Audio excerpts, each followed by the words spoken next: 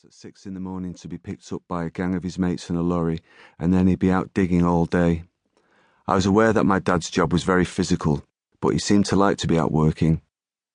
When he got home, he'd be covered in black dirt from head to foot, and when he was getting cleaned up, my mother would leave to get the bus to go to her job as a cleaner at the Royal Infirmary. She was always really busy. Living in Ardwick meant inner-city housing and the remnants of the post-industrial revolution. It was a mixture of streets and factories. Railway tracks ran over the arches across the road from us, and we'd see the trains going in and out of town. In between the railway tracks and our street was an area of derelict land called a croft. It had been a bomb site, and it was where the gypsy families sometimes settled in their caravans. I'd see the gypsy kids on the croft and think it must be great to be living like that. They were wild and didn't have to go to school. They were let loose to do what they wanted.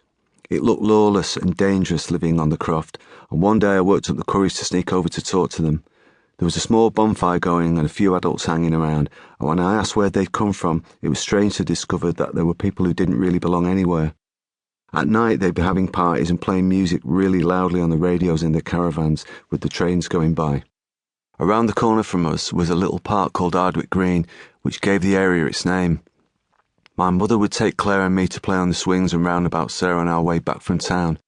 I loved it as it was the only green place around, and we went there a lot, but it was also a skinhead hangout, and they were usually on the lookout for people who they could beat up.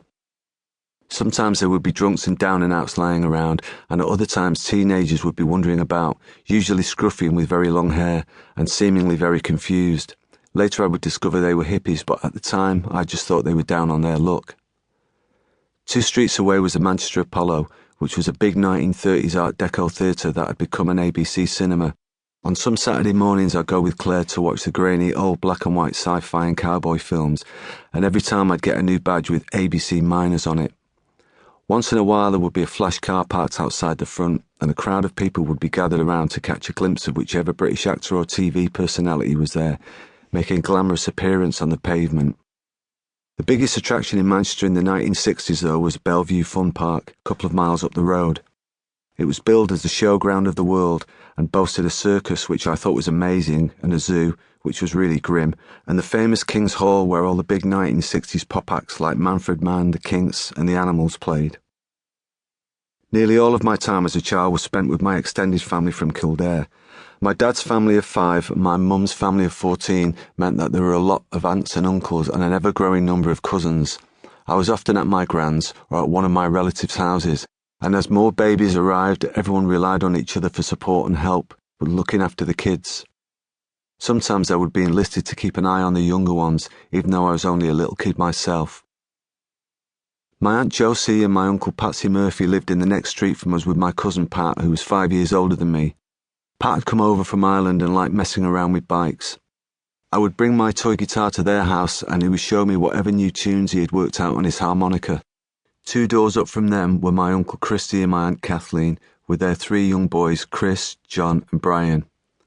1 mile over the other side of the railway track was where my Aunt May lived with her husband Dinny and my cousins Dennis, Anne, Mark, Geraldine and Jane, and a few doors down from her was my dad's youngest sister Anne, with her husband Martin and my youngest cousin Siobhan.